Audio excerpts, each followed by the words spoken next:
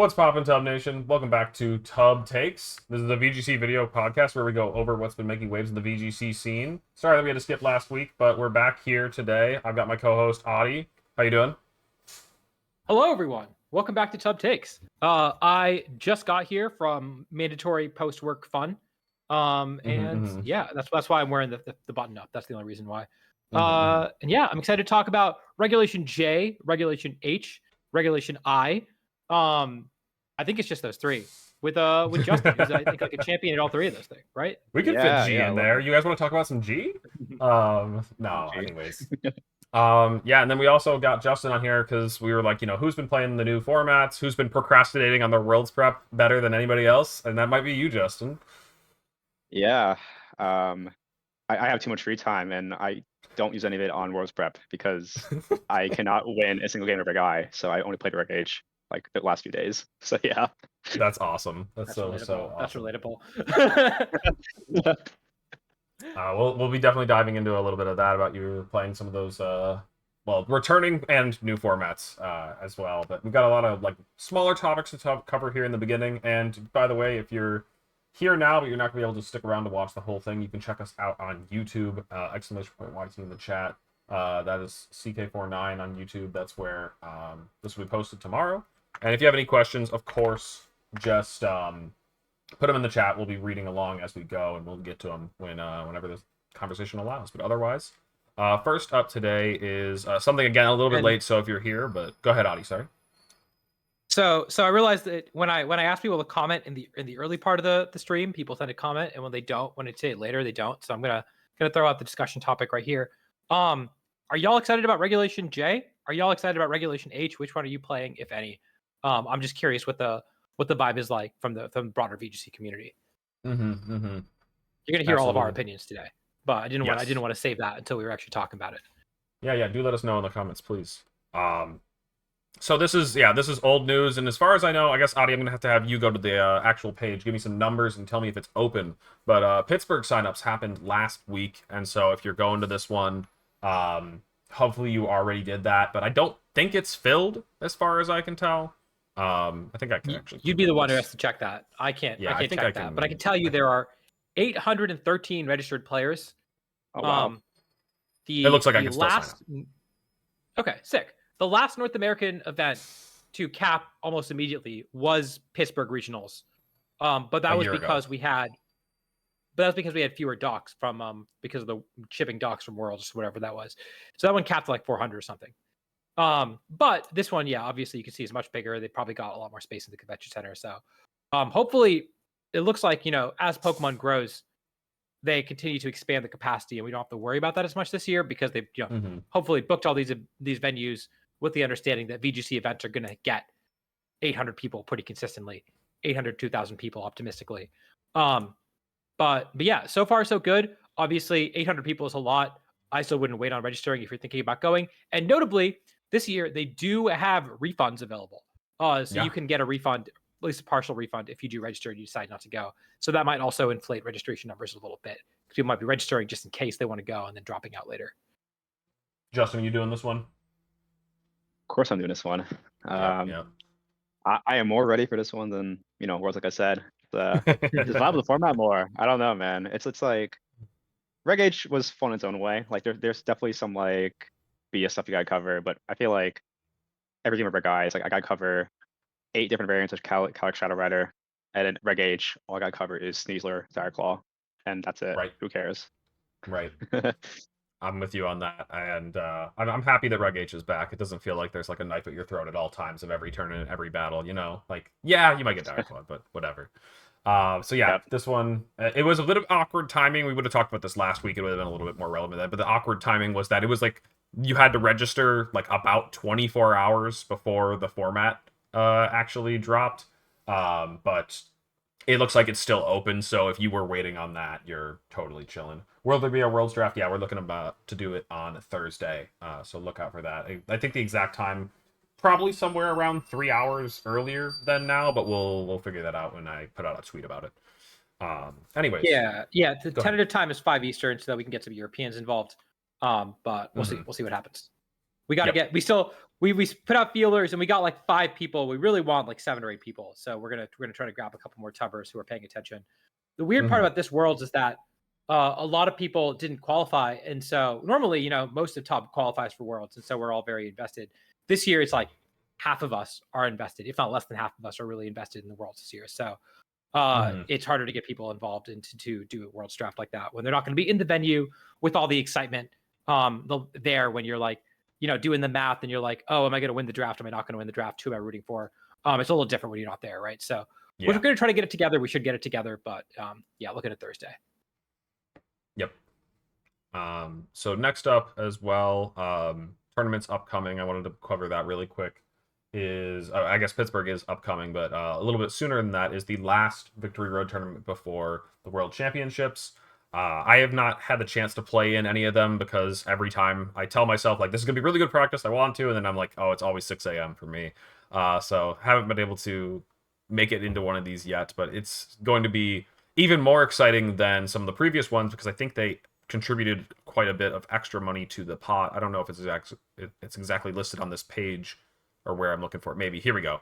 An extra $820 has been added to the prize pool, so that's really exciting that there's even more money on the line here. Wait, what? Read the rest of it. Oh, that's where it's from. Oh, I didn't know this. That's. I didn't know that part. Oh my god. For those who are listening, it says this comes from prize money voided during the VR Challenge 2 July, where a player was disqualified for using a fake identity. Oh no! And repeatedly lying to the staff. Well, that's personal. They made it personal. Yeah. Wow. I like that they didn't end the sentence at fake identity. They said repeatedly lying to the staff. Like, we asked you if you were really you, and you said no. We were hurt. That's amazing. Carlos, what were you thinking, Carlos? Anyways, that's amazing. Yeah, so I guess, with that extra prize money finding its way into another tournament, that's exciting. It's going to be more reason to play this one. And I don't know, me personally, like, if I do decide to play in this one, like, I don't even know if there's, like, that much reason to hide, like, a lot of stuff, like, prepping for the World Championships. At least, like, a lot of my philosophy preparing for this one is, like, look at what got finals at NAIC. Fede and Marco's teams were both very known archetypes, or known versions of their archetypes. So it's like, you should probably just pick something that you think you could bring to the World Championships and get the best practice you can get. And this is where you can get it. This is, a really, really good source. So this is not me trying to say use your Worlds team so that I can scout you at the World and the VR Challenge. It's just that's genuinely how I feel and what I would be doing if I'm playing in it.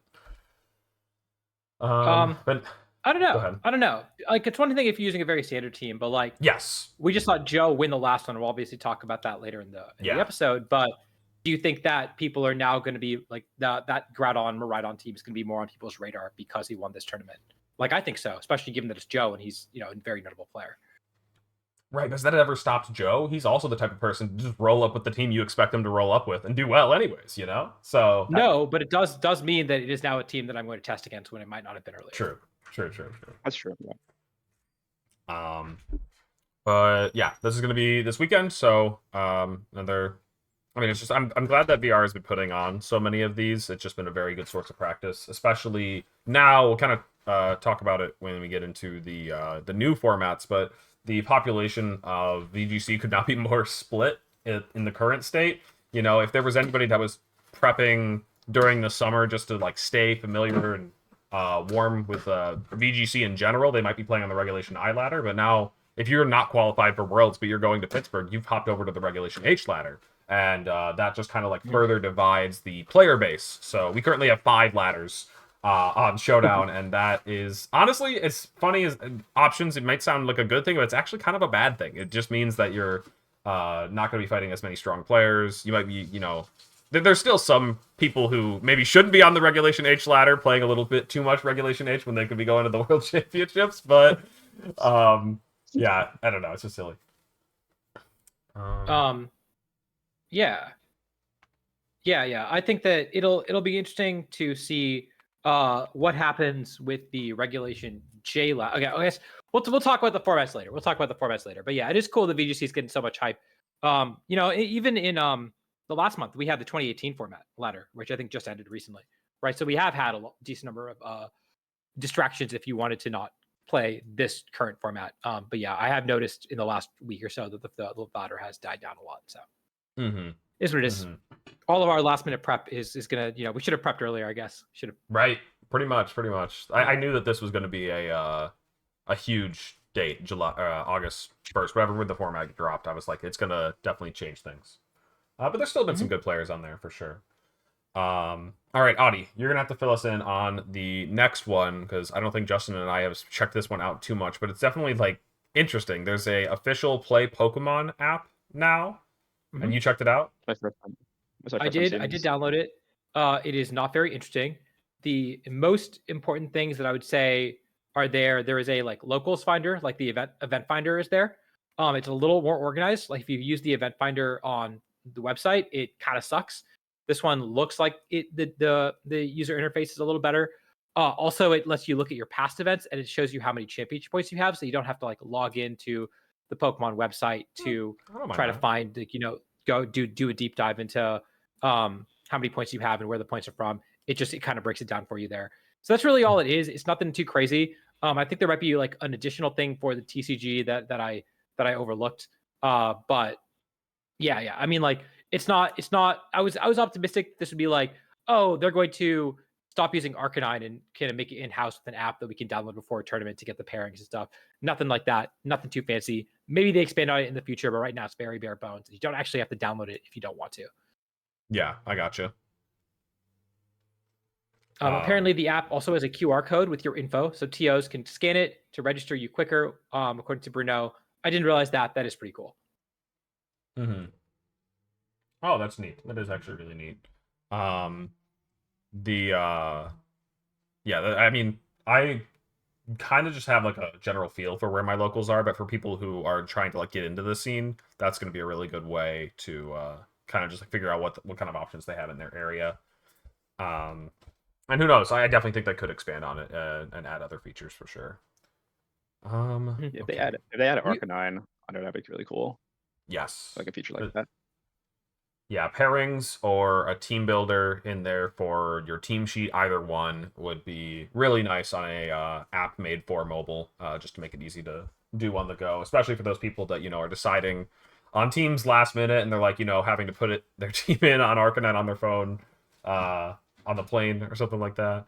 Actually, lately, I don't know, have you done it on the mobile and on the desktop? I think actually mobile's been easier for me lately. I think I like it better there.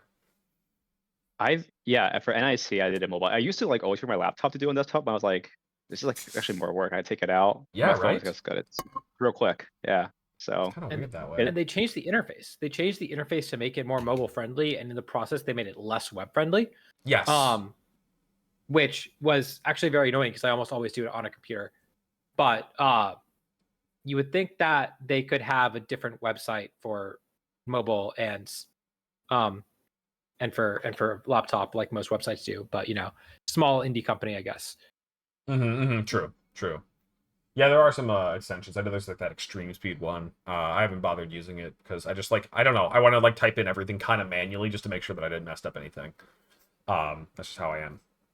All right, so for people that are going to the World Championships, there will be a playable ZA demo, which is pretty cool. I don't know if I'll actually personally mess around with it too much because it's like I know I'm going to get the game. This isn't really going to be something that tells me if I want to get the game or not. I'm very excited for it.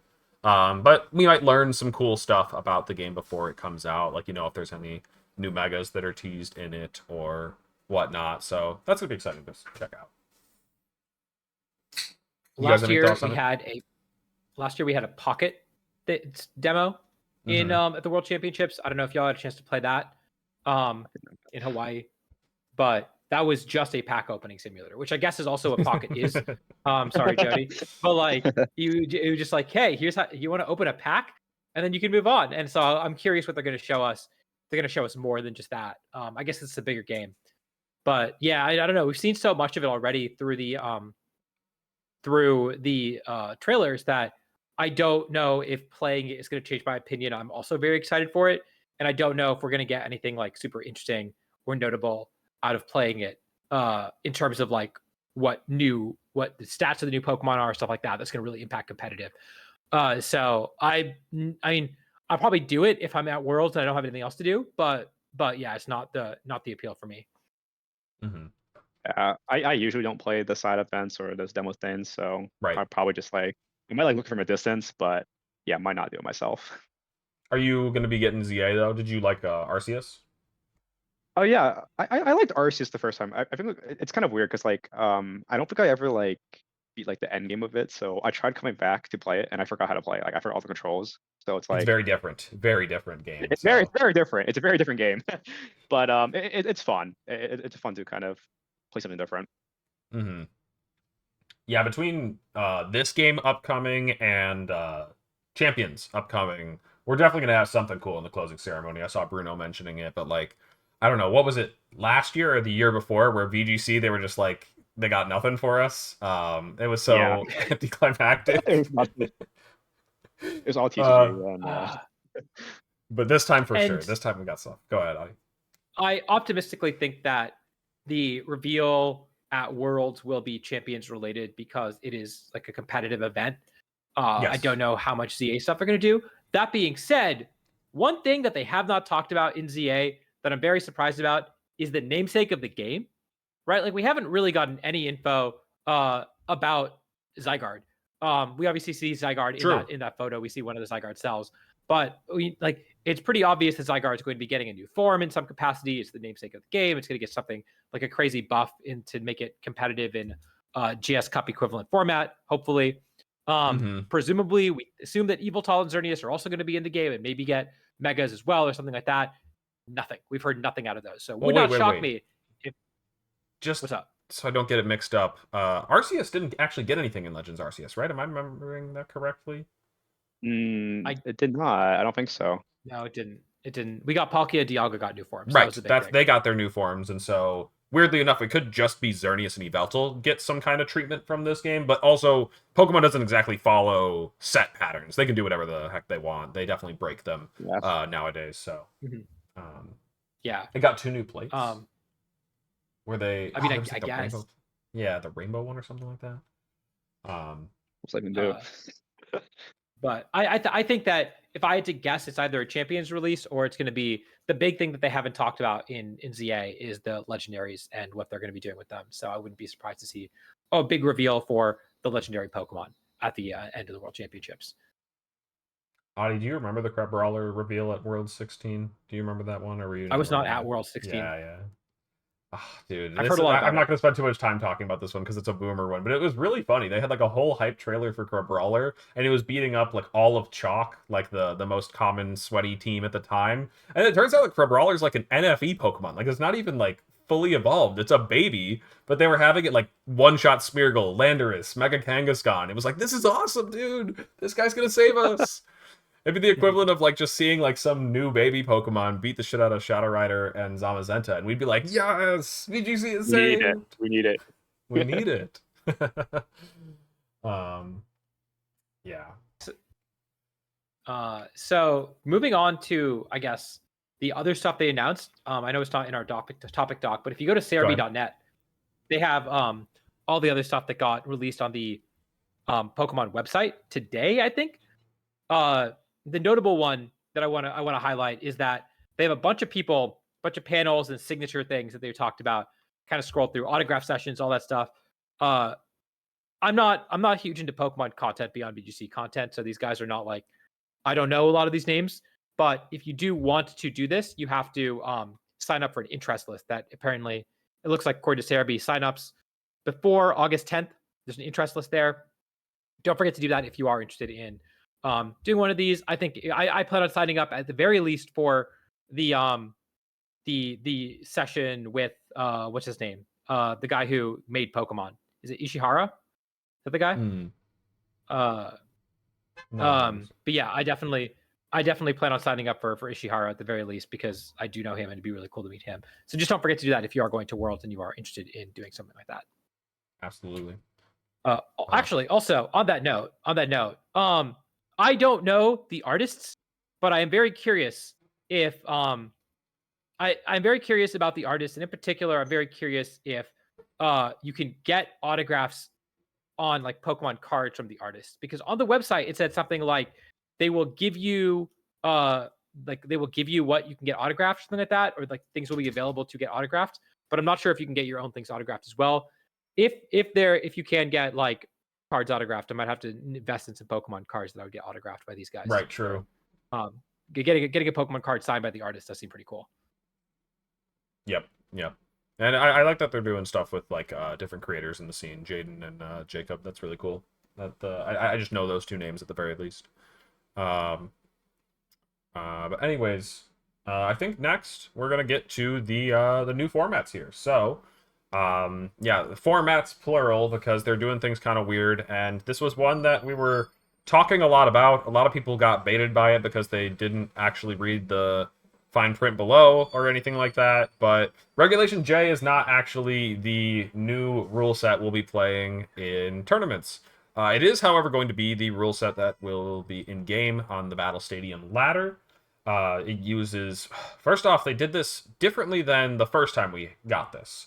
Back in Sword and Shield, it was Series 13. People were talking about this one a lot. Leading up to the new format announcement, is like, oh, we might get mythicals again. However, in Series 13, there was no cap.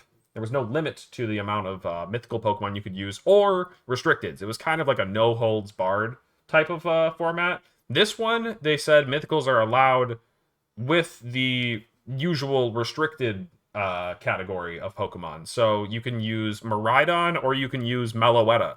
And that definitely impacts which ones are going to be able to make the cut. Justin, have you played a bit of Reg J so far, or no? I played a little bit. It's honestly whatever. Like I feel like the only good mythicals you can really use are like Magirna is like kind of one that we talked about it like a little bit before this, like on hard Trick Room teams, or Arceus is going to be like the main one, right? You're probably not going to use Keldeo or Meloetta, any of the more relevant ones. Maybe the poison guy. I forgot what his name is, but like I didn't even know what his ability did, because like it like did poison gas to me. Yeah, I didn't even know what it did. I got confused by it. I was super confused. That one's kind of cool, but I don't know how good it is exactly. I want to see the like list of guys, because we gotta be able to look at them. Here we go. Yeah, like there's so many Pokemon here that would be interesting to use among the regular like VGC Pokemon that we use. Like for example, I know Mew gets a whole lot of different moves. It's not like Smeargle level of learning everything, but you can do a lot of different things with Mew. However, am I going to pick Mew or Shadow Rider Calyrex that has 150 speed and a ghost type spread move that and also just 100 plus more stats on it? Actually don't really know the BST of Shadow Rider. It's like, is it 680 or 700 something? I don't remember. Anyways, Mew is just not going to cut it. There's a couple that have extra stats, like Arceus being one of the most notable ones. It has 120 in each of its stats. That's like kind of its thing, and so because of that, it has a very high base stat total, and that will definitely hold up against other restricteds. Will it be the meta breaking guy or not? I think like time is going to have to tell on that one. It's definitely a new option. And I think Hoopa Unbound also actually has stats that compare to restricted levels. I think it's got like a 680 BST balanced in a bit of a weird way, and its typing is a little abnormal. I think that's regular Hoopa stats. Wow. Unbound 680. Oh wow. Attack. But that is like the worst stat distribution possible. That's abysmal. Yeah, why is it? It's like the attack stats are like all maxed out, and then HD defense are all kind of mid. There's like a lot of like really tragic things about the way that they've done this. Also, what's funny is that this thing is it's Psychic Dark, so that means that it's not weak to Astral Barrage or Body Press, but it's not gonna like taking Astral Barrage and Body Press. So kind of amusing there. It does die to U-turn, yeah. A single U-turn will kill it. 80 speed is so low for a restricted Pokemon. Really bad. It needs like the Ice Rider treatment. Like you switch like this special attack stat with its defense stat and like just make it this like super bulky Trick Room setter. I've seen some people running it with like Psychic Seed, because it has the silly ability Magician that like lets you steal an item if you hit them with an attack. I can't remember exactly how that one works because we very rarely had meta Pokemon use it, if I'm being completely honest. But yeah, there's that guy, and then oh yeah, the other one that I wanted to mention that's kind of tragic is is Deoxys not in the game? No, you scroll past it. It's Gen 3. Yeah. Oh yeah, it just didn't show all its forms. Here we go. Deoxys speed does hit 180 speed, which is quite a lot. But Deoxys I think attack is just 150 speed, so it doesn't even have like a niche over Shadow Rider. Like this is the I don't know. This thing has a 20 defense stat and 20 special defense stat, and it's not even like gonna have an edge against Shadow Rider. It still will just die to the Astral Barrage if it loses the speed tie. Yeah. Yeah, to me this screams that they did not actually pay attention to Series 13. Because I played that format in a team tour. I was playing it every week, so I played a decent amount of it.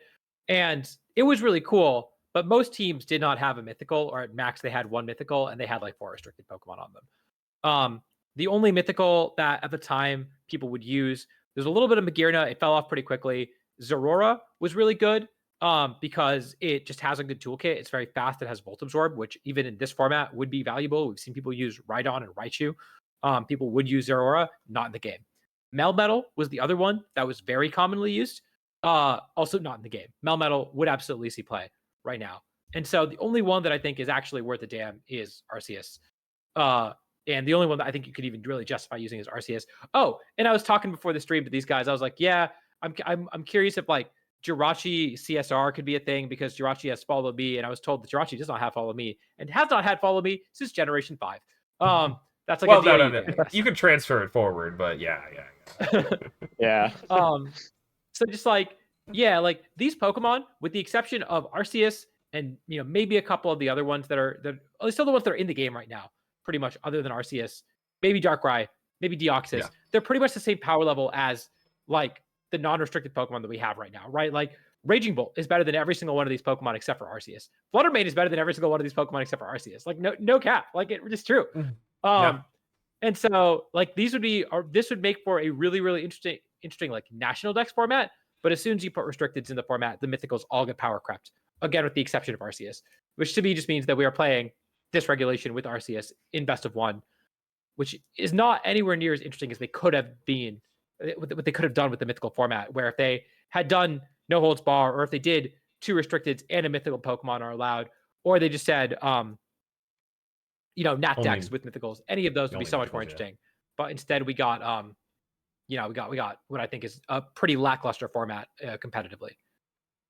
Yeah, it's sad, and this was always going to be a mess if it was ever official, because mythicals, of course, the big issue is attainability. A lot of them are only released through events and such, and even still, if you want to play Regulation J in game, you might have to figure out a way to transfer these Pokemon forward from older games if they haven't been released anytime recently for you to obtain them. So it's a bit of a mess, but I guess that's a blessing in disguise that the format is not anything official. They would have had to have done a bunch of whole events, raids for these Pokemon to make them obtainable.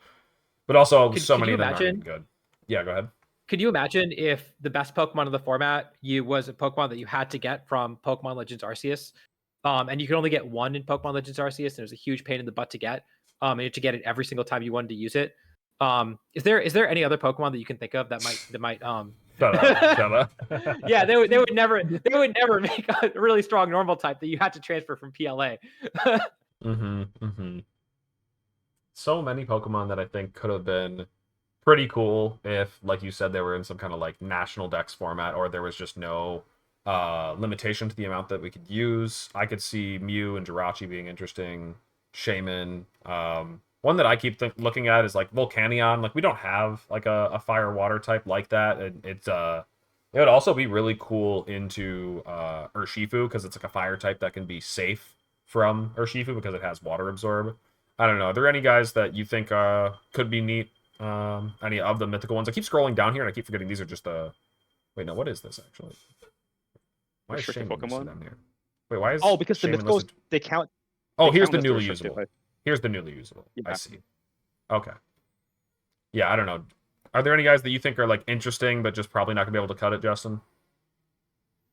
Oh, they all kind of suck, man. I don't know. Right? Yeah. Yeah, like the more I look at the list, it's like there's nothing that really catches my eye. Like if there was no restricted, I mean, Manaphy might be cool because you tail glow. Maybe it's better in a lower base power format, but still, I don't even know. I don't know. They're all kind of just like just okay.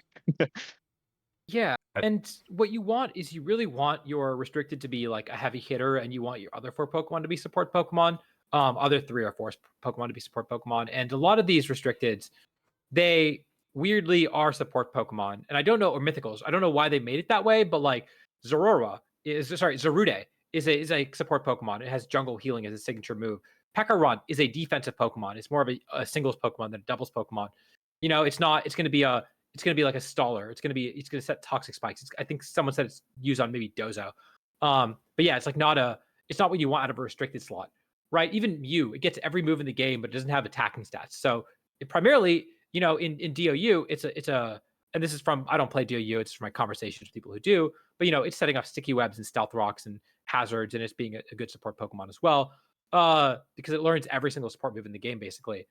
Again, not what you want out of a restricted slot.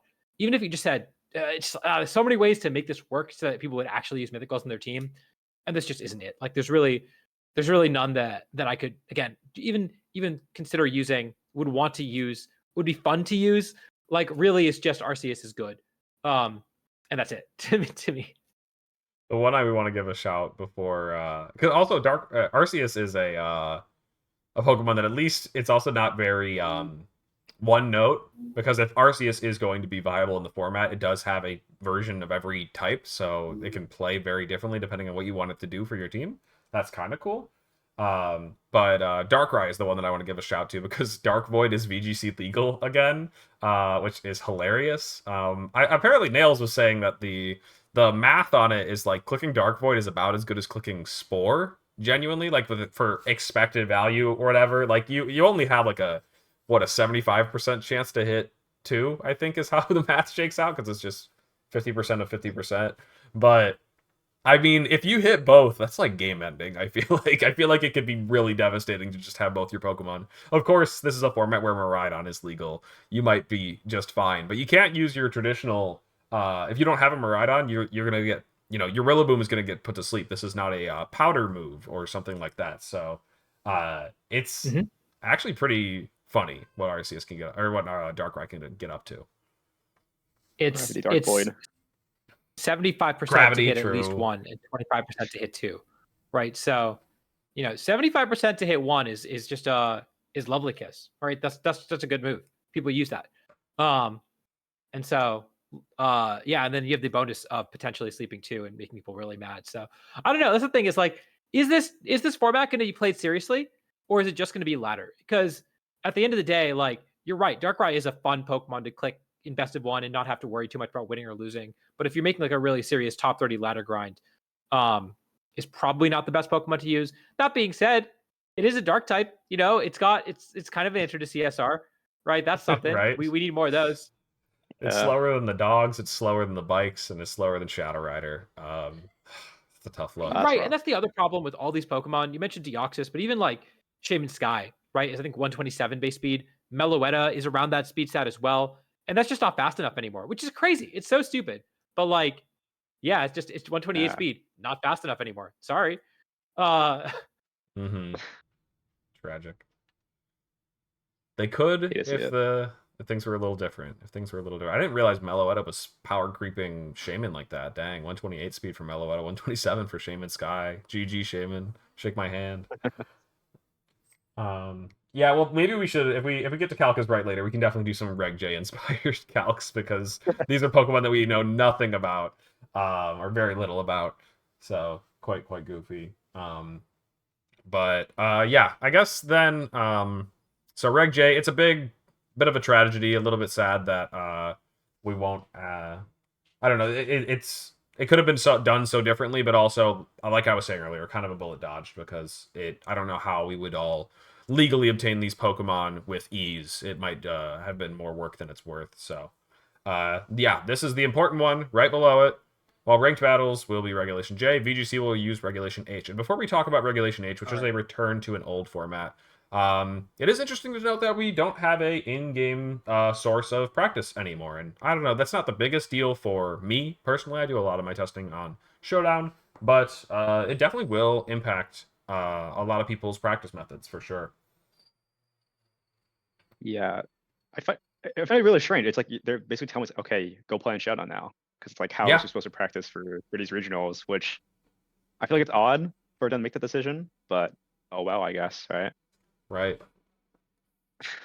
Yeah, I'm with you there. I don't know. They definitely don't like directly endorse Showdown or anything like that. They're a little hush hush about it. They're not completely against it either, because if they really wanted to take Showdown down, they probably would have gone after it by now. But yeah, the fact that there's no in-game practice method for the format is a little bit of a bummer. I know that we've already played this one, but like we're going to be playing this one for several more tournaments, so we are going to see a little bit more development. You know, we might have figured out some of the strongest archetypes. We're going to have a really good jump start for what people should be using, but there's still going to be like lots of new stuff that you're going to have to keep up with and get ready for, I guess. And so um, you'll just be forced to play Showdown, which, you know, I don't mind it. It's maybe it'll bring more people to Showdown, but yeah, I guess we're just gonna have to wait for champions for, you know, actually. Yeah. And it's weird because I thought Regulation H was one of the most fun formats to play in Best of One. It is a like I do not enjoy playing. I would not enjoy playing this current format in Best of One, which is, you know, kind of what we have in Regulation J. I didn't really enjoy playing Regulation G in Best of One. I really enjoyed playing I had a lot of fun in the Reg H GCs. I mean, I basically got my Worlds Invite based on of 2 Regulation H GCs that I did really well in. It was, and it's so to see that taken away is also very sad, because the shenanigans you can get up to with this such a diverse pool of Pokemon was really cool. That being said, I do have to pose the question. You know, the GCs. We haven't gotten any announcement about the GCs. Most people seem to think it'll be Regulation H. So we will have a chance to play some Best of One Regulation H. But I don't know. I think it could be Regulation J as well. Do you guys think the GCs are going to be J or H? Gotta be H. It's gotta be H. It's gotta be H. J is the fake format. Well, it's not fake, but like fake for us. Like most of us are not going to play in Reg J. And I would hope it's Reg H, because the only time I've done well in GCs last season was in Reg H. I think that's my only decent GCs, 2 top 16s. Every other time, every other format, not that great. So I also agree, body. Reg H GCs were fun. Would hope we do that instead of Reg J. Yeah, there was a lot of like really fun stuff you could do in close sheet in Reg H. It was goofy. You were definitely allowed to like do some fun cheese stuff, but I don't know. I'm excited to just go to any format without Urshifu. Like, yeah, H has its own level of toxic things. There's Sleep Powder, Jump Bluff, there's Dire Claw, Sneasler, but I will take those any day of the week over Shadow Rider getting a +1 after it takes any kill, or Urshifu hitting me through Protect. Like, they're just such different levels of Pokemon that it's going to be like almost like Whiplash coming from double restricted Reg I to Regulation H. Just playing Pokemon again.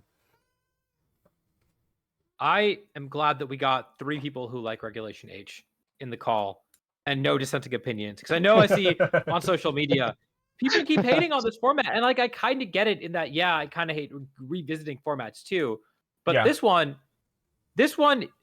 I got so many opinions. First off, this is the most fun I had playing Pokemon in maybe 5 years, playing Regulation H. Like there were a couple other formats that were really good. Regulation H was genuinely a lot of fun the entire time. It was my worst format by far. I did not make day 2 at a single regional I went to in Regulation H, and yet I had such a good time playing, practicing, playing the GCs, all that stuff. The format was incredibly diverse. You got to see cool ass Pokemon doing well. Like, how many times you could see Flamigo be like a big part of a format? See Pokemon like Wolf did Yanmega. That was kind of fun, you know. Yeah, Yanmega did really well, but that was cool. No, there was one really big one. Oh, the Executor was super cool, right? Like all these guys are just like, yeah, they came out of nowhere and they were really good. Kingdra won the last regional of the year. Kingdra, right? Like it's it's so cool to see Toedscruel. Yeah, all these cool Pokemon that we don't get to see normally doing well. I love that, and I love that. I talked about this in my long rant video about Iron Hands and why I hate it, but like all these Pokemon, they're so well designed. Toedscruel, super well designed. Flamigo, super well designed. They're all really creative. They clearly put a lot of heart into it. And they never get used because they're power crept by these like high base stat total Pokemon, these legendary Pokemon that we are always using. We've been using them nonstop for the last 5 years, pretty much. And so to finally give them a real chance to shine and see what they do, even if they're kind of niche, to let them showcase their niche is just so much fun to watch. I really love that about the format. And then on top of that, the format never stopped developing, which is like the point. Like I think that team building is really like a big part of the fun in Pokemon. I think the gameplay was like fine. It was pretty average, but like the team building, it never stopped. The teams that were good at the start were not the teams that were good at the end. And even like right, you look at Rain did win the first regional. It did win the last regional. This is not the same Rain team. It's very different, at all, right? This is totally different Rain team. And then even the Rain teams, Alex, I know you were big on the Sinistcha Rain team, right? That was Elizabeth's team. That was a different. I never quite converted, but it was really good. Sitchit did really got second place at a regional with the Amoonguss version of Rain. I know Fede won a version of Rain with Electabuzz as the redirector. Nick Morales won Baltimore regionals with Mousehold as the redirector, right? There's so many different versions of Rain, even just within that one archetype. You see so many different types of Rain teams.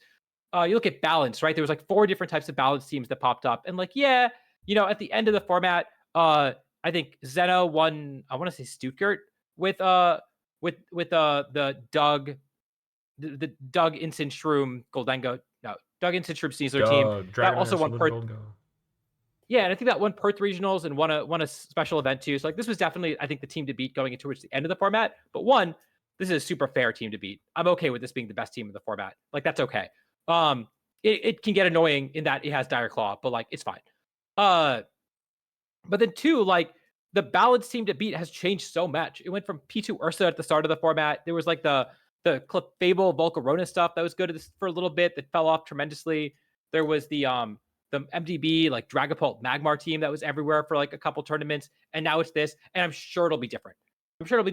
And that's just among the teams that have been consistently doing well. If you look at the teams that popped up out of nowhere, right? You look at the team that Carson won Sacramento with Ndidi Sneasler, kind of came out of nowhere. Yeah, that team that Chuppa and Marcus did well with the Toronto regionals, last event of the year. The format's supposed to be solved. No, Marcus and Chuppa came out of nowhere with a brand new team that no one had seen and did super, super well that changed up the metagame. He pulled up Darsha's team, also a team, a very different version of Rain. All these teams in top cut are so even Justin, I know you and Shiliang top cut this tournament with a team that is a little similar to what you'd been using earlier, but also was like pretty different, right? Yeah. Honestly, Regulation H had some of my favorite teams I've ever used.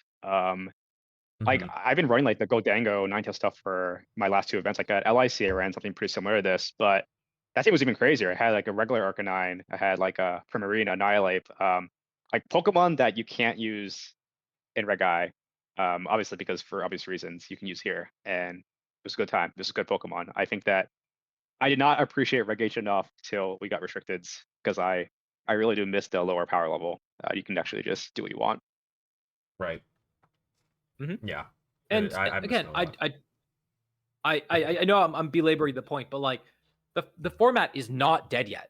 The format has changed every single tournament, except for maybe some European tournaments, and it's still changing. And even Toronto regionals shook up the format so much, and I love it. I love that we're revisiting this format because it didn't feel like it was solved yet. It felt like it's in a really good place right now, where we have I think the 2 best teams being Rain and being the Doug's team that Zeno used.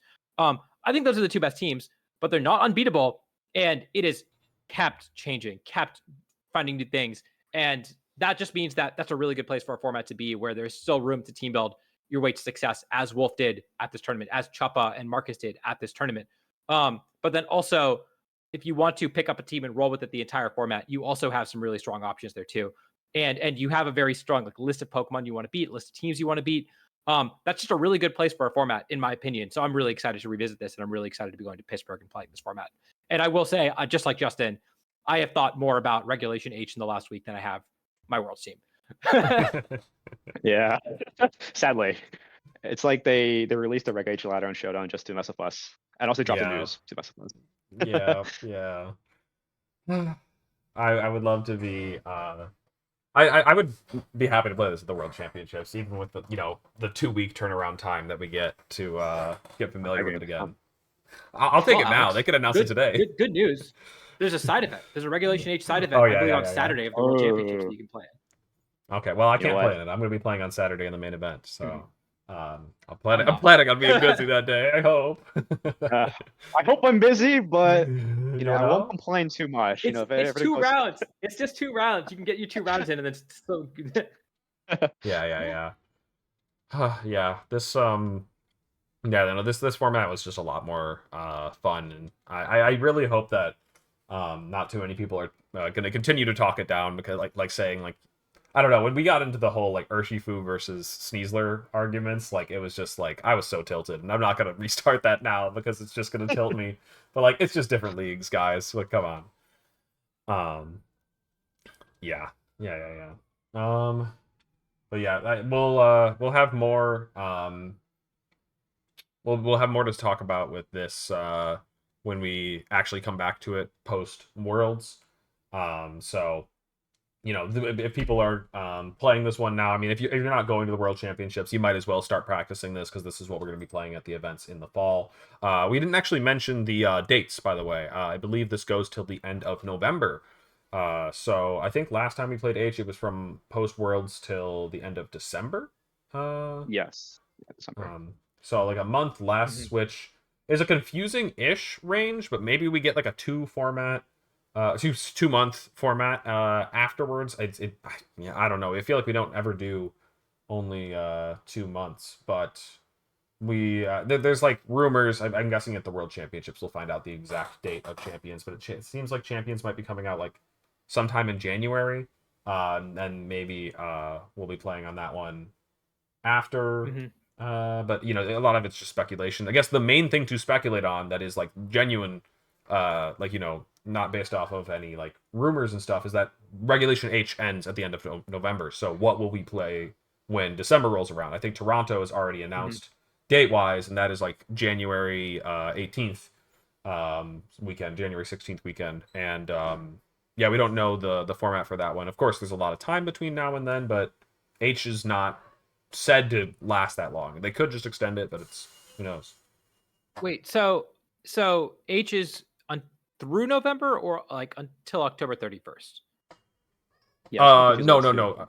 I thought it was November. Let me go back to the Cerebi page. Cerebi says official tournaments will use Regulation H until November 2025. Oh, that actually is kind of weird, because right here it says Regulation J is until Jan 4.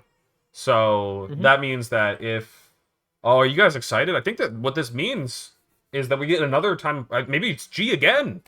Maybe we get one more round of G at the very end, just to close it out, dude. Oh, I'd love it. We 3.0, or even better, Reg I 2.0.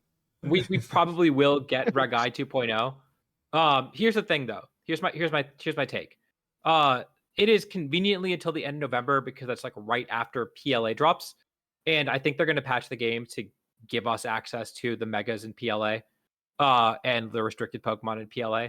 And it wouldn't shock me if we had a new cycle of formats that allowed you to use some of those cool new Pokemon from, not PLA, from PZA. From ZA.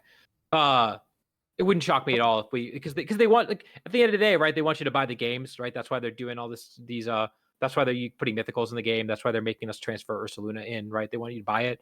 So what better way to make you buy the side game than put those Pokemon in VGC right away? I really don't know if that would doing explain anything the else timing as well. I don't know if they're gonna like do anything else to Scarlet and Violet. I thought it was a dead game. Like, they're done with it. But I like also see where you're coming from, when they might want some kind of like ZA tie-in. Actually, what's going to happen is we're going to be playing VGC on Reg H on Scarlet and Violet until the end of November. Then we're going to play like 2 or 3 months of ZA VGC. You guys don't even know what ZA VGC is going to be like. We have to play in like 3D for a little bit. The battles are 3-dimensional, and then we'll go back to just playing regular old VGC on Champions once that one comes out. I mean, legitimately, we joked about it, but yeah, I would be they seem to really like this idea of like cycling back to a format after a one format break. We've done it a couple times. I would really be shocked if we didn't have Regulation I again. This Don't say winter. that. Like, Don't I say think it out loud, dude. I really think it's gonna happen. No. And the only way it's fun is if we get to use Mega Xerneas, Mega Zygarde, and Mega Eviltal. No. That would be cool. That's what I'm hoping for. That'd be cool. I mean, I know Zerm was bad for the game where it was, not the best Pokemon to go against, but as long as it's not just only CSR Sama every game, maybe something's gonna change. Just spice it up a little bit. No matter how toxic it is, it can't be as bad as we have now, right? I'd get beat down by a new restricted Pokemon if it meant Shadow Rider and Zama weren't the only ones doing it. Yeah, well, definitely. Xerneas is the CSR Zama answer. That's all I'm saying. Right? What are they gonna do? You get to +2. They can't body press you. They got to behemoth dash you. That ain't doing shit. You're heavy. Yeah. I'm with you. I'm feeling that. But yeah, a lot of question marks about this ending in November, but we don't exactly know when Champions is coming out. A lot of it's in rumors. Maybe it'll be out in time. Maybe it will be a long time. We don't actually know. So regardless, a lot of speculation. But H is coming back, and that'll be the format for Pittsburgh, for Las Vegas, for Milwaukee. So lots of, and then as well as I think the very first weekend is it's like Frankfurt and Monterey. Those ones will be debuting the return to Reg H. So we'll have to see if there's new stuff or same old meta. Regardless, I'm excited. Yeah, keep a lookout. I've got some Regulation H content planned that I'm working on. So yeah, hope keep a lookout for that. But that's why I've been like, I just did my whole rant about all the teams that did well because I've been looking through all the teams in Reg H that did well. So look out for that. I'm excited. Regulation H. I also put a lot of time into content because again, it's just a format that you can be very creative in and use cool Pokemon in. So I'm hoping that also gives me the motivation. Whereas in this format, it's really hard to do things like creative things for content, in my opinion. So yeah, 100% agree. All right. Well, we actually did have the end of the season. Battle Stadium wise, of course, that coincides with the new formats being announced, and so we're still playing another Battle Stadium season of Regulation I right now. Like if you load up in game, of course, Battle Stadium is still Regulation I, but the end of the season means that players release their teams, at least some of them, maybe not all of them, what they did well with, and it might inspire some builds for the World Championships. UB Slow does it again. If you ever doubted UB Slow, you're crazy, because UB Slow is just so good when it comes to best of 1 VGC, as well as inspiring a lot of strong teams and stuff. But yeah, UB Slow ended up using Ice Rider and Koraidon. I think the tweet also said something like no, it's a different one. UB Slow said that Shadow Rider Zama was letting them down and that they had to switch over to here we go. Melted with Black Zama, then brought it back with White Karai. So there you go. Apparently Shadow Rider Zama is fraud, and then everyone should be looking at which one's not the ad? There we go. Koraidon and Ice Rider. And from what I've heard, I do think I know a little bit more about the build. It's very inspired by the team that Vieira used at a Japanese grassroots, I believe. It is kind of interesting to see a return to this team when, I don't know, at the very beginning of the format, we saw people try it, but it really just did not show up at the later events. Like, I don't know what the best finishing Koraidon Ice Rider was at NAIC, but I don't think it was very good. Let me see. I don't think any did well. Yeah. I know something a little bit earlier on. Yeah, well, okay, 2 day 2s, but yeah, nothing. Day 2s. Nothing crazy. I think it was more popular early on for like Milwaukee. I know a few people used it, right? Yeah, people were thinking this could be the one, and it had a bit more success back then. Yeah, top 32.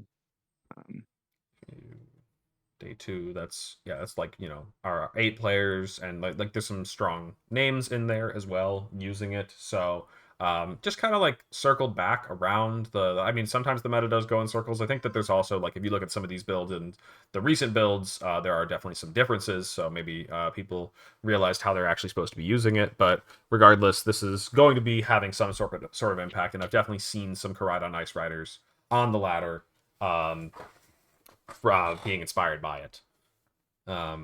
Whereas on the flip side, I actually haven't seen much of this, even though this one feels very H inspired almost. Yeah. Well, check out. Yeah, check this one out. This one's insane. Wait, what do I need to? CSR set. Yeah. Oh, no. Yeah, the scarf. Yes, that part. I did. Yeah. Maybe that's why. Maybe that's why it doesn't really apply to best of 3 open team sheet. Fair enough. Yep.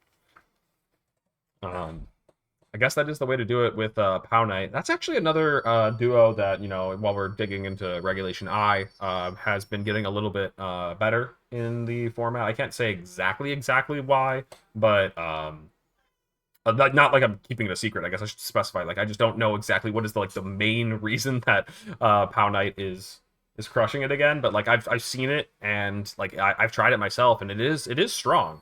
And you can use it on a variety of archetypes. It doesn't have to be just like Shadow Rider Zacian or Shadow Rider Zama. Like, you can use it with Miraidon. Yeah, D-Knight's just a decent guy, Yeah, D-Knight's Rising, it helps out in mirrors. Like, I know CSR mirrors. Like, if you force the CSR to Terra, you can e-speed it. That's quite nice. You also wall all the Fire, Water, Grass guys. So it's not bad in theory. I mean, I think it's like, I don't know if it's as good as it's getting hyped up as of recently for, I guess, coming for Worlds, but we'll see how it does. Yeah, exactly. No, those are definitely some strong points for it, but at the end of the day, is it going to be better than just like using a Raging Bolt, which does something a little bit different, but a little bit similar? Now, let's see. I can't remember if any of these other ones were super interesting or inspiring. I mean, I'm always a fan of an Ice Rider Miraidon one, but I feel like this one was AV, which is like the classic best of 1 trick. Yep, there you go. AV on the Ice Rider. Love that one. And then everything else here kind of actually pretty normal besides that. I don't know if AV Ice Rider is going to be the play for Worlds. I have tried it a bit myself, but yeah, I think that it just does encounter a few too many issues, especially if both of your restrictions can't protect. Let's see.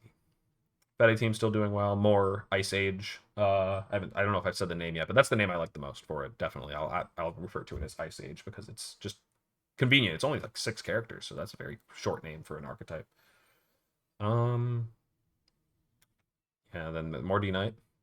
Oh yeah, Paul's team was a little bit wild. It has Ape. I don't know if there's anything too crazy. And Darkrush. Oh, Terraground Ice Rider. Oh, it is Terraground. I mean, is it offense? Is it defense? Is it a bit of both? I love it. That's funny. I mean, I respect it, right? Like, normally a lot of these teams have a Landorus on them. And you probably need a little bit of help into opposing Miraidon, right? And so Miraidon, I feel like, is a Pokemon that's really easy to cheese in best of 1 if you really want to. And this is a cool way of doing it. Somebody said also takes the rock moves. So rock resist. True. DQ, to answer your question, no, it's not exactly the same. I believe that UV Slow had Chi-Yu instead of the Rillaboom. I think that was the 6 that Vieira used in that grassroots tournament. Or maybe they came to similar conclusions, who knows. Then there's this. Boring. Rhyperior, but they didn't actually mention anything else about the build. This is... I wouldn't be surprised if this is the Power Herb stuff. I think it is, Specs. right? Oh, Specs. Oh, never mind. Specs. Okay, sure. All right. And Magnet Mariah? Okay. Yeah, why not? Wait, that's crazy. Life Orb. Life Orb Terrifier. Holy. Well, to be fair, Carlos Caballo used Terrifier. Whoever Carlos is, But Terrifier Volk was used on that team. And I've actually enjoyed it quite a bit with the Electric Seed. When you use Electric Seed Volk Terrifier, like, yeah, you're completely conceding to any Urshifu that looks at you. But it's not a bad defensive Terra into Pokemon like Koraidon. The collision course isn't that big of a deal if you have a +1 boost from Electric Seed, and then the Flare Blitzes are much easier to tank if you're Terrifier. So it's an offense and defense Terra, kind of like we were joking about Paul's Ice Rider. Oh yeah, Shiliang, I don't know, that guy, I feel like he could build. That's the thing. It seems crazy. There's one thing that guy can do, it's build, because like, I don't know, like, nobody was really thinking about Specs, Pagos, Koraidon. I feel like most people weren't thinking about Pagos, Koraidon in general. There's some people that I think early on in the format used it with the Calm Mind variant, because Koraidon's like pretty good at breaking like fire, water, grass mirror type situations, like very good at shutting down Incin, Rilla, and Ursh. So that was kind of nice for the Pagos to not get like fake out cycled or anything like that, I guess. I don't know. But this is quite different, using Pagos as a offensive tool here. And I guess it's a way to like kind of reset your sun early if you want. That's something you can do. You can also use it to turn off the weather of anything that is trying to, I guess, flip the script on you. Like if you're playing against Kyogre and the Kyogre is slower than your Koraidon, you can just say, actually, no, we're playing with no weather whatsoever. Shielding was telling me a little bit about the team, and he was saying that he was using mostly Pagos in Trick Room with Cresselia, which I never knew like how you're supposed to position Cresselia, but I guess it worked out for him because Cress is sort of a weird Pokemon, but yeah, kind of cool. Yeah, again, Cress is a Pokemon that I've seen somewhat, but it's like I don't know exactly how much of an impact it's going to have on the World Championships like meta, but like it is it's cool to see that there are like a couple more Pokemon than maybe initially thought to be viable in the format. Like we're seeing some of the like more niche picks really come out here as we are leading up to the World Championships. People are trying everything. Yeah, there were some people that used it at NAIC Cress, I feel like. And so let's go ahead and dive into the Victory Road results here as well. We have the past 2 weeks to cover. I can't even remember who won which one. I'm gonna go ahead and jump ahead just so that I can kind of keep these tournaments straight in my head. Yes, the one that Joe won, and then the one that Hoj won. So I would say the thing about Hoj teams is I don't think they end up having that much of a big meta impact, but like if you want to make sure you're doing like they're probably not going to be doing anything too different, the Hoj brothers, when it comes to actually testing for Worlds. They're probably just going to stick to their guys, their Sneasler, their Blood Moon. They love those ones. In terms of a larger meta impact, though, really showing the viability of Life Orb Miraidon. I've been seeing more and more people try that out lately, and it's very potent. The thing about it is that because you have Protect, you don't need I don't know. It's basically just like something with like the combination of Life Orb, Terra Electric, and Protect. It's a little bit more balanced than a Specs one, and it will hit a little bit harder with those Electro Drifts. So you start to one-shot things that you previously weren't able to. And you're kind of safe to do it as long as you have speed control provided by, I guess, Iron Bundle in this case, or Farigiraf to stop like fake outs and stuff. So, and I guess also there's the Sneasler. The Sneasler is just whack, but it's a decent Pokemon. Yeah, I think the bundle is really cool on this team. Like, I think bundle's actually a Pokemon that's kind of been like rising a little bit. I think we saw some in the next VR as well. It's just like it's really nice versus these Scarf Maraudons going around and like Encore locking. Like now you can protect in front of fake out and then Encore to fake out. That's quite nice. Right. But yeah, but the Hoj team itself, like, I don't know how to feel about the rest of the pieces. Like Sneasler is like, I get why it's there, but it's also like weird. Their teams in general are just weird. I think they carry teams by a long shot because no one is prepared for this. Yep. Also, if you ever seen them play, they're cracked. Yeah. I don't think it's just a team. They 100% carry the team. They are really good at making like crazy insane reads. Every time I've seen them play, it's something insane. So yeah. I thought that they were going to join the good side and use Ice Rider Miraidon. They leaked their own alt here, so I'm not really going to feel bad about it. But like I saw Koraidon test trying Ice Rider Miraidon, and I was like, "Yo, wait, the Hoj brothers are joining up with Ice Rider Miraidon." It seems like they did not stick with it because that was before this tournament when I saw that. And yeah, maybe they'll just stick with Zam Miraidon. I cut you off though, Audie. What were you going to mention? Oh no, I was going to add on to what Justin said, where he was saying, these guys are cracked, and this is one of those teams that it is a little unstable, right? It does not really have a strong defensive backbone. The Zamba can't really switch out. The Farigiraf, I guess, is a defensive backbone, but that's it. I guess Miraidon kind of, but even then, Life Orb is chipping itself down. So like, it's a team that can switch, but it's not a team that can that feels that gives you the ability to play safely. And so you kind of have to get your calls right if you're using a team like this. You kind of have to be willing to commit to aggressive plays, and that's where just playing a lot of games with the team really helps. And these guys, they're such experts at using all these. They've used Sneasler so much, they've used Ursaluna so much, they've used Miraidon so much. They know what they're doing with all these Pokemon, and they've played a million games with this team specifically, or these variants of these teams. That they always know what the right play is, and they have a pretty good. Their gut is really good at telling them what you are going to do and getting the correct read from that. And so, yeah, this is not a team that I think is like a pick up and play team by any means. I think this is one of those cases where, because they are so comfortable with all these Pokemon, they have managed to put them on a team that can succeed. That doesn't mean it's the best team in the format, but they did really well with it. So yeah, yeah, definitely don't it's working for them. Throw out your whole team if this is a difficult matchup for you, because I feel like the 2 players that are going to be running this, I mean, you'll definitely have a tough time if you play against them, but it's probably going to be just the 2 of them that are going to be able to pilot it well. And then over Marco in the finals, I believe this was another Japanese inspired build running the strange Assault Vest Chenpao that I think came out of the same tournament the Vieira team that I was talking about earlier came out of. It's got this, back to Sash Shadow Rider. We've seen both, Sash and Life Orb kind of swap between the 2 of these guys a lot on different builds, but this one opting for something a little bit different, Assault Vest Chenpao, which can do a couple of things. It's neat that it gets to run both priority moves here in Ice Shard and Sucker Punch. That can really help out if you're, against another Sash Shadow Rider and you're worried about it nasty plotting on your Sucker Punch. You can just say, well, I'm going to guaranteed one-shot anything that has 1 HP.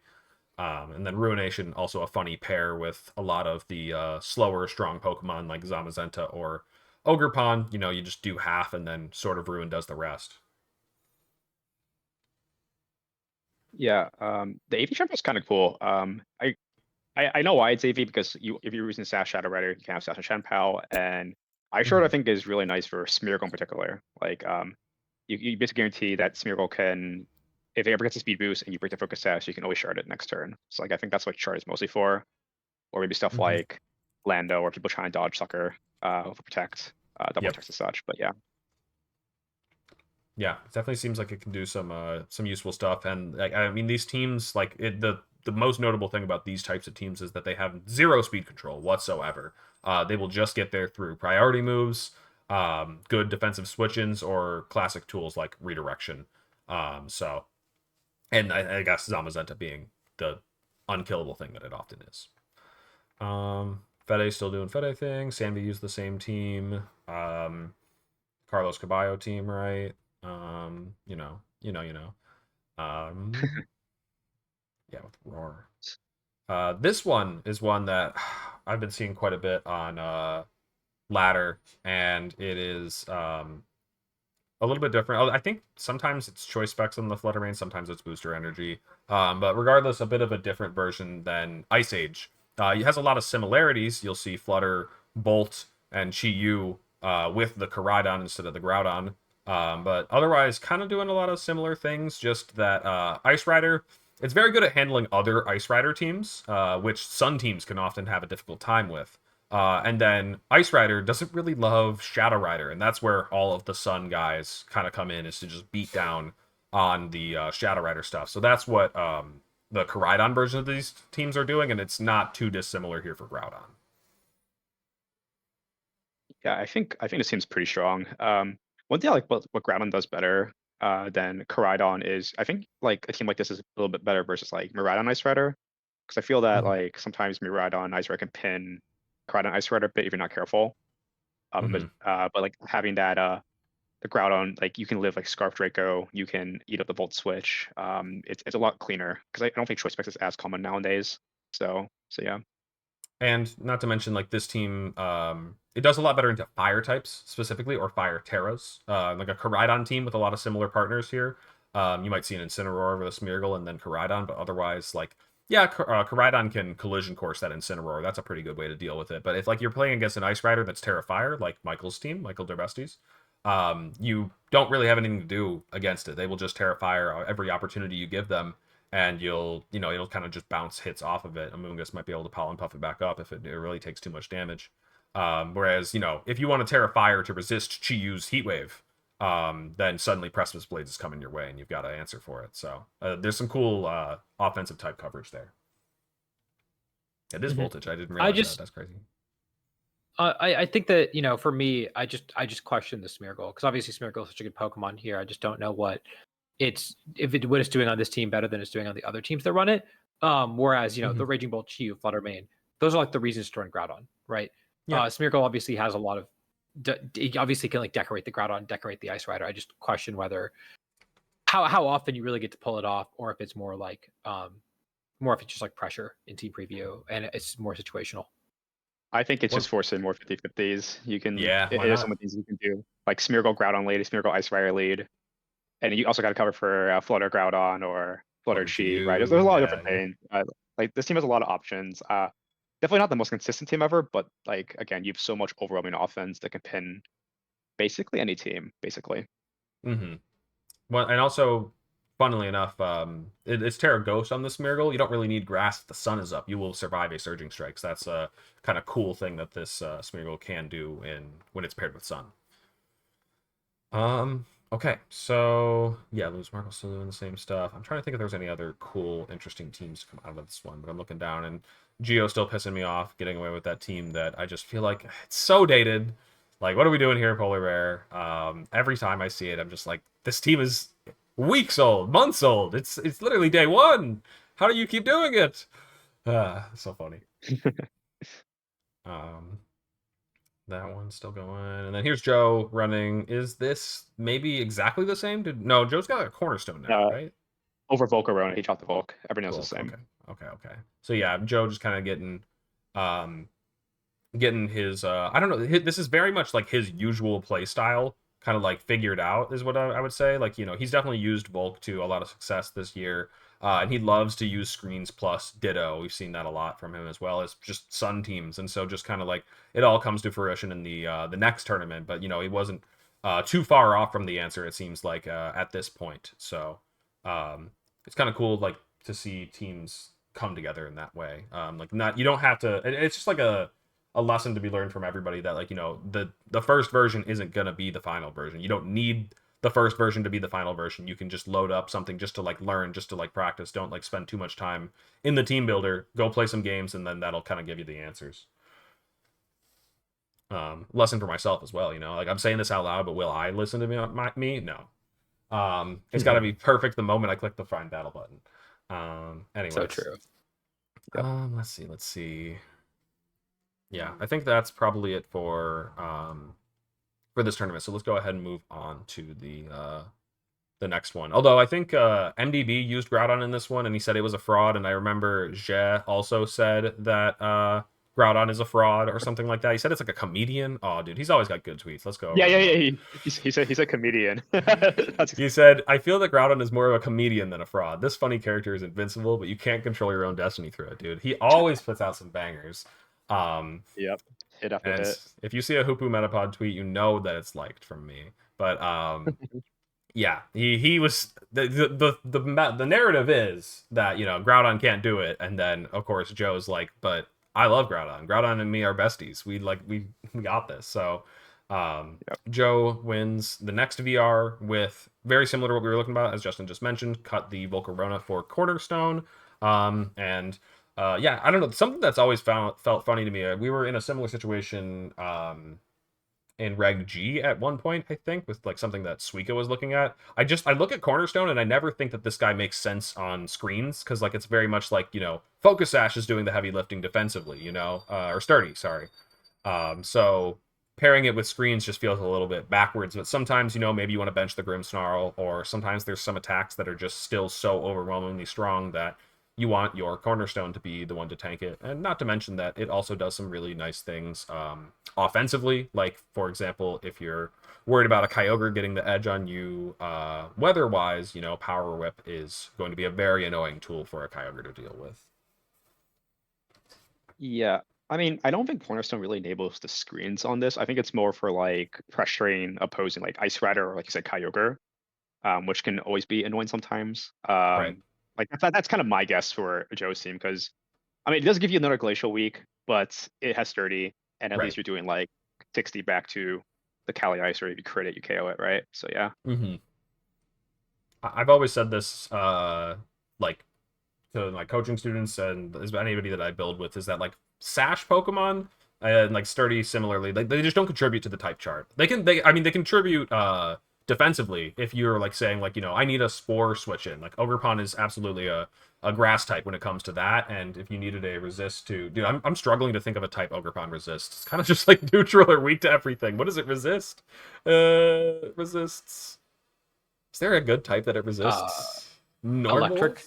Electric, sure. Normal's a good one, kind of. Yeah, if you needed to like redirect Dragonite's extreme speed, I guess, but it might do a lot if you're not running bulk. Okay, bad example, but like for example, Chen Pao. If it's like a focus sash Chen Pao, I never think of it as like adding an extra fairy weak to my team. It's definitely not a fairy resist. I'm not going to say that's a fairy resist, but if I needed to say like have an expanding force switch, and then like yeah, Chen Pao would count for that.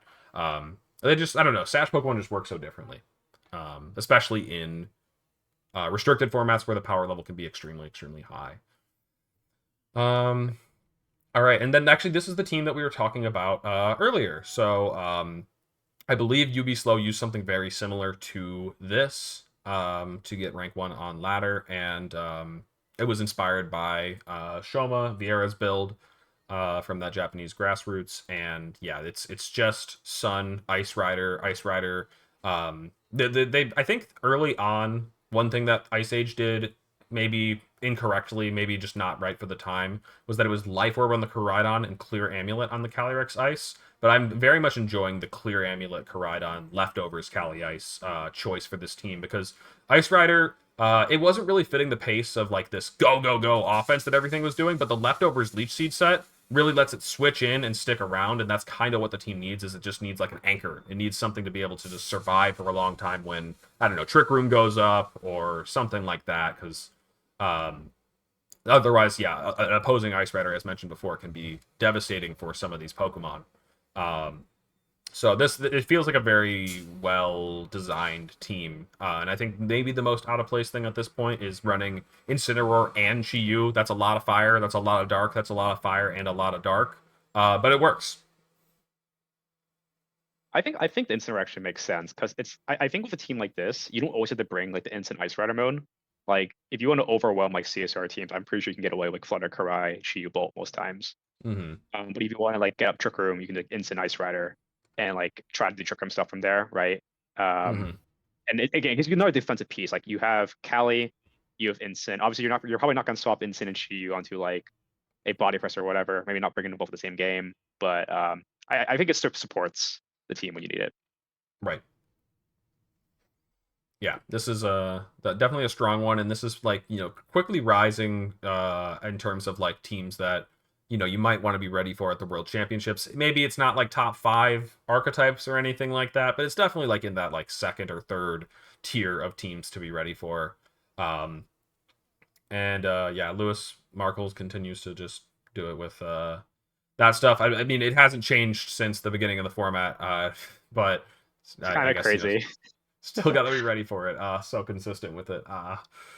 And then Kian also kind of not doing things too differently, just sticking with the swordfish that he knows and loves, but, you know, making it work. I believe he put out a tweet or something like that, said like bring an umbrella to the World Championships. So, you know, he's not afraid to say like, you know, this team feels good right now, I feel good with it. And so, you know, maybe that might inspire some other swordfish players, but I don't know if any of them are going to be able to do it as well as Kian. Kian is just very proficient with this archetype. If he hits. Him and Lewis are like one of the few people that actually like has been sitting on our team for months, or like since like the format has dropped. They've been using the same thing forever, and I envy them. That can be dangerous so early.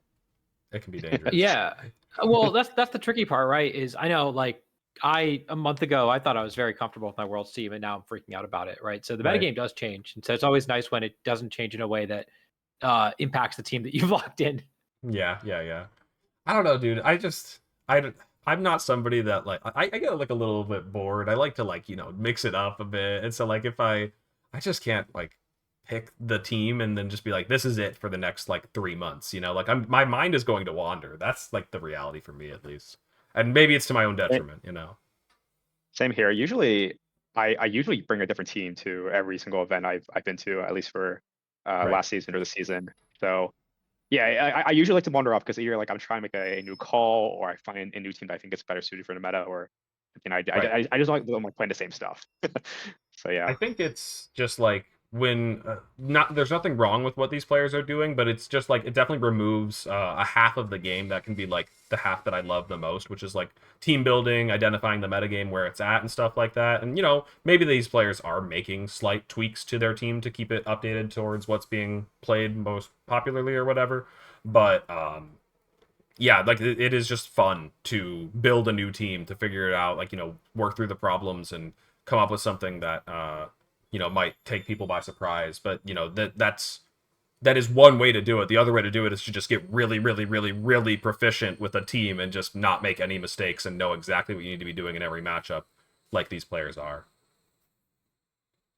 And so, yeah, I think I'm looking through. I'm seeing a lot of, maybe I think this is exactly the Hoj team, so maybe other players can actually use it because I mean there's some minor edits here. At least the only one I noticed is that the Dragon Terror is different, but that's not gonna be that. To be fair, when's the last time you saw Hoj do well and was like, I'm gonna try that team out? Right? No one does that. Like it might actually just be cracked. Yeah. No, Lewis has easily cleared 1,000 games with that team, right? Like, I mean, he plays in every Victory Road tour as well, and it's just always up there. That guy is cracked when it comes to playing best of 3 VGC. Polar Bear also playing in all of these tournaments and always doing just well enough to piss me off because like this team is just too old. What are we doing? No, nothing wrong with Geo, but it's just funny. Let's see. I did forget about this. There was an Azu. I don't really know why there's an Azu. I still don't. I'm looking at it and I still don't know why there's an Azu. Wait, yeah, what? It's supposed to be Urshifu on this team, right? Well, I think they don't. Isn't it usually like Scarf Ursh, Assault Vest, Miraidon? I think. Yeah. Justice team. And then like maybe Helmet on the Ensign or something. But I guess Azu is a Trick Room Sweeper just because why not? Because why not? I guess. Yeah. Yeah. I'm looking at it and like I'm not really coming up with answers. I'm sure it does something. And the unique Alex likes running usually unique picks, so yeah, for sure. Anything here in day? Well, I was gonna say day 1, but no, these are the teams that didn't quite make it to the top cut stage. I think we saw a hard Trick Room in both of the last. Like they didn't make it to the top cut stage, but I think we saw a hard Trick Room. Maybe it was Rocco both times. Same player. Yeah. Okay. Yeah. Top one of these VRs before with it too. I think he top 4 one of them a while back, so he's been using this hard Trick Room for a long time. I honestly don't even recognize their name to the point that I'm not sure with 100% certainty that they're qualified for Worlds. But I do know you gotta watch out for Johnny Cho, of course, at the World Championships. He'll get you with his hard Trick Room. So yeah. Let's see. Oh, grab him again. We can Gambit. Oh yeah. Julio. Funnily enough, because this is like probably very uninteresting stuff for the podcast. I'm just telling you, Justin, but because I played this team on ladder and like on a high ladder, I was like, this has definitely got to be Julio. Nobody else is using your Dreadplate, Terra Ghost, King Gambit Julio, right? Like I was like, this has to be you. But his triple setup though, which is kind of crazy. His free forms to set up, bulk up, quiver. Yeah, bulk up. Yeah, you're right. That one. The thing is, like, that'll sneak by you now. And Groudon does have a very kind of like open third slot. It seems like people are converging on high horsepower, and it makes sense. Not only does it get around wide guard, it's also I think a little bit stronger in a pinch, right? Because high horsepower is 95 versus 90, I believe, for Precipice Blades. Yep.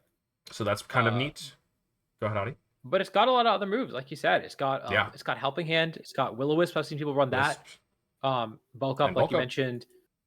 Yeah, so it's got some options in that slot. Thunder Punch, to use the electric terrain to beat that Kyogre. Let's go, Groudon. True. Come on. I don't know about that one, but yeah. And I didn't know that Yukizan ran Carson's team, but this is a team that I like.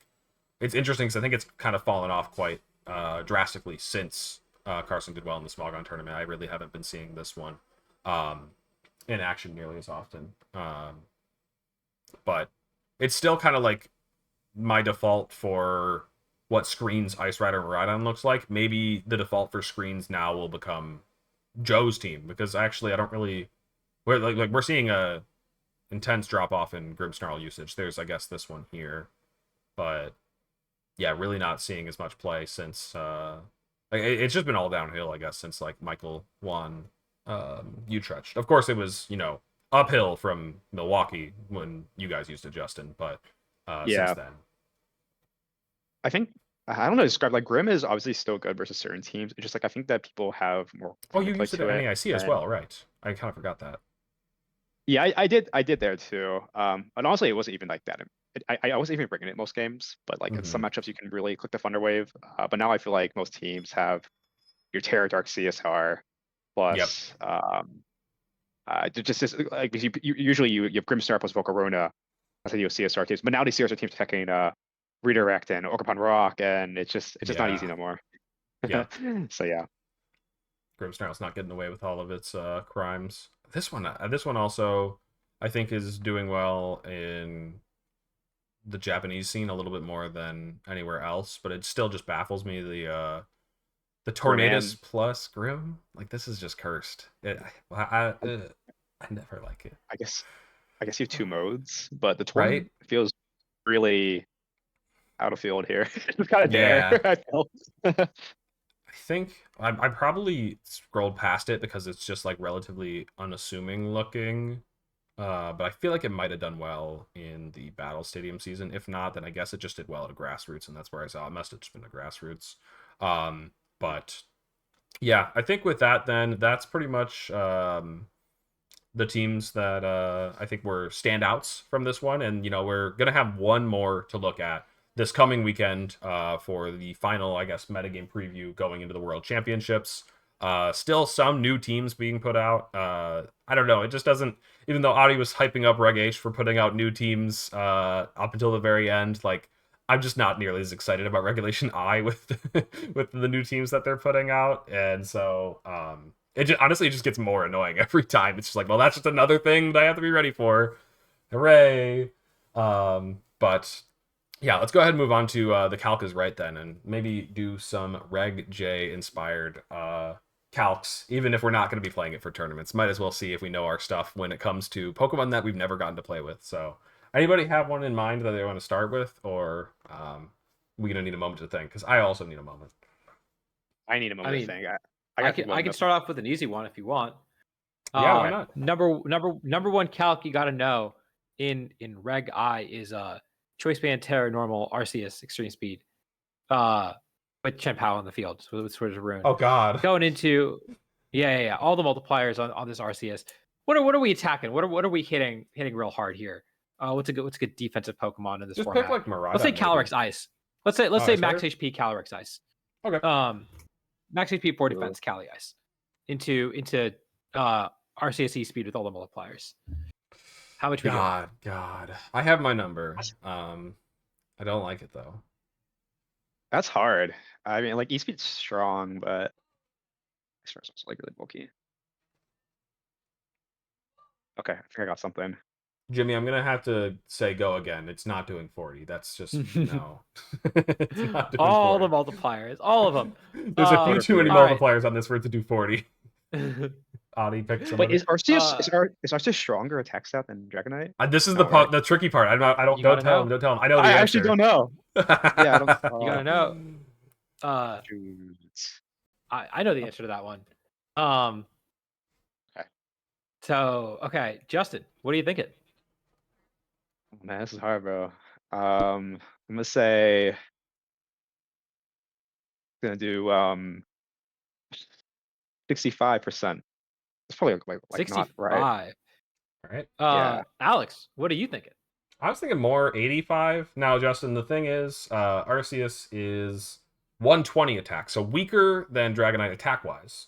It's 120s across the board. Dragonite's rocking like a 134, but it has the stab with the Terra Normal boost. Instead of turning into a normal type, it's already a normal type, so should be quite a bit stronger. But well, I guess slightly stronger. Right. Slightly. It's 30% stronger on base power because of the Terra, but it's slightly less stronger in terms of base stats. I think I was thinking it's going to be like 20% stronger. I think 10 to 20% stronger. I don't know the count off the top of my head either. All right. What am I missing? Sword of Ruin. And then we need the Sword of move. Noon, you got the Terra, and you got extreme speed. Speed. There's no move. Okay. No. Oh wait, I way. was. Am I missing anything? That's Yo, No, I got that's it. right. Like, I was probably Yeah. pretty good guess. Yeah, I was spot Dude, on. I thought it was a lot stronger, but I guess it wasn't. You, Justin, you got right in there. You got right in there. I stuck in there. Yeah, I had a feeling. I was like, well, I don't know. It's E-speed, you know? You don't need to know I would stats, have guys. You picked- just need to know vibes. You just need to know vibes. Yeah, just vibes. I would have said a higher number too. I would have said something in the 80s. So I surprised me was too. comparing to Obviously, Dragon Knight. I was comparing to Dragon Knight, and I just forgot that the stab multiplier. Yep, yep. Yeah. All right. Justin, do you have one, or we need a second? I'm also gonna take a sec. Let's see. Let's both go over here to that list. Yeah, that yeah. showed the guys. Anybody look here well, that looks fun? Magirna's a big one that people are Right. talking about. Magirna. Darkrai the other one. People are Well, talking the thing about that Deoxys if you want to do extreme. We did look at Hoopa's stats earlier, but like I also don't know the base power and its signature move. I don't even know the type. It's Hyperspace Hole, I think, is the move. I think it's dark. I'm gonna skip on that one because I don't know it that well. Magirna's weird though, because it's like I don't know how like it does damage when there's a soul heart, but I'm trying to think like of a standard ass cap we can give it. It's sad that Let's see. so few of these are good, you know? Yeah. All right, I have one. Let's just do a defensive calc. And we briefly looked at it earlier. You guys might know the general direction of it, but let's look at what's calc default Zamazenta. I think Zamazenta ends up being like 156 impish. Well, yeah, we'll just look at this one, whatever. 156 impish Zama, body press into a max HP Hoopa Unbound. So the one that's like the special form of Hoopa. It's not a ghost type. Regular Hoopa is actually Psychic Ghost. It's a type change upon transformation, weirdly enough. But this one is Psychic Dark. I won't try to sneak that one past you or anything. And yeah, how much does body press do into just max HP 4 defense Hoopa Unbound body press from this? I remember the stats being really bad, but you're only 156, so I'm taking off that sort of. I don't know. I mean, not. It's just a body press. I got just like this. No sword. No Sword of Ruin, just a body press from Zam into Hoopa Unbound with its relatively weak defense stat that we kind of saw earlier. Adi, you ready? I'm ready. Ready. All right, Adi, let's start it off as you take a sip. I think it's doing 75%. 75. All right, Justin? I was going to say 60. Without sword, and you're not next, but I know Hoopa's really weak, so probably... Yeah, we got like 80-60, right? It's really low. 80-60. I think I said max HP. That's I don't know if I said 4 defense, but whatever, same difference. Oh my god, I was... Dude, wait, it has a chance to just like Oko, even with just max HP and 4 defense? I try to hype it up. I'm so used to Zama Sword of Ruin calcs, and then like I was like, okay, maybe it's like a little bit less than that, but that's... Oh my god. This is... It has the same physical bulk as Sneasler. Yeah.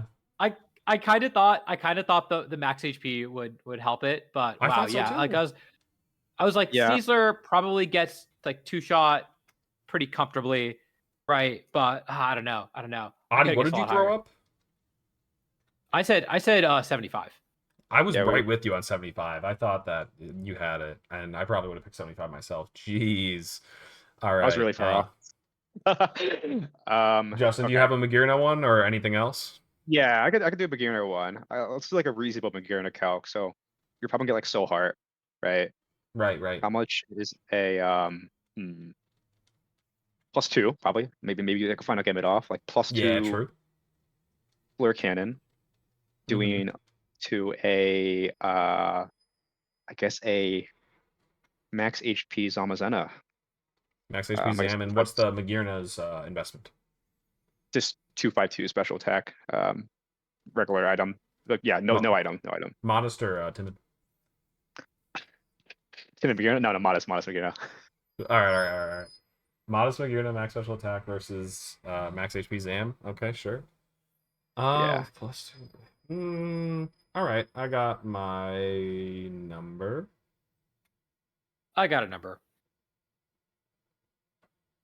All right, Justin, so we start. Oh wait, I sorry. I pick who starts. No, you pick somebody. Yeah, just pick somebody. Oh, okay. I guess Audie can start. I think it's doing a solid 68%. We said this is +2 flare cannon. I said +2. Yeah. All right, 68%, Audie. I was gonna go for a higher number, me personally, but I don't know. We get a special attack stat. I don't know how strong it is actually, so I'm just going off vibes. But I had 116. I think it's just like killing it, dude. I don't know. Maybe I'm overestimating. But no, I think it kills. I think it kills. It's a 120. It's a 120 base power. Oh my god. Okay, this guy's a 130 special attack. Wait, stat? Is it 120? I thought it was 130. Isn't it a Draco clone? Wait, Flare Cannon? I actually don't know. I just know it's like really strong. No, I think it's a Draco clone because it does lower its special attack. Oh, it's okay. 130 special attack, 130 base power is probably doing more damage than I gave it credit for. To be fair, the whole point of this Calcs right segment was to throw people off, so it was mission accomplished. Yeah. But I think this is right before +2, I think. Yep. So looks like 116. I was a little bit too high on that one. I thought it would kill 2. That. But yeah, I mean, Zam does have a 140 SPDF, so you kind of forget that sometimes. He's beefy. Yeah, a little beefy. And the Magirna doesn't actually have any item. If it did have a item, I mean, I guess +2 Draco is still a lot, so I guess that's crazy. It's just I don't know. Comparing this thing to like Miraidon's got so many multipliers on it as well. Crazy, like the Specs Specs Terrain stuff. Anyways, okay. Well, these are. Go ahead, Audie. Pokemon Ranger Emerald asks in chat. This is the last stream before Worlds, right? You are wrong. Wrong. Very wrong. Oh, we got a draft coming up this week on Thursday at 5:00 Eastern time, right here on twitch.tv/TubNationTV. I don't know if that one will get uploaded to YouTube or not. We'll see about that. But be here for that. That'll be fun. And then we will probably do Tub Takes next week. We'll see how it goes, but it'll be the Worlds preview episode, the official Worlds preview. So look out for that as well. We got 2 more. Yeah. All right, yeah. So we'll definitely be seeing you guys next week. Want to talk about the World Championships one last look before we actually go to the tournament, and then after that one, we'll have to kind of see when we do our Worlds debrief. It'll depend on when people get back from traveling and stuff. So that's going to be a big factor, of course. But yeah, I know. At least I'm going to be out until I'm only getting back on Monday, so it might be on Tuesday or something. We'll see. Exactly. But again, thank you, Justin, for joining us today. Thank you for having me on. It was very fun again. I hope that my tweet was not a lie and that you do actually have a Worlds team figured out and you haven't been just slacking off and playing Reg H. Oh no! Why would I do that? Why I would never do such a thing. All right, we'll figure out who we're gonna throw the raid over to. But in the meantime, catch you guys next week, and thanks again for joining us. Peace out, peeps. Later. See ya.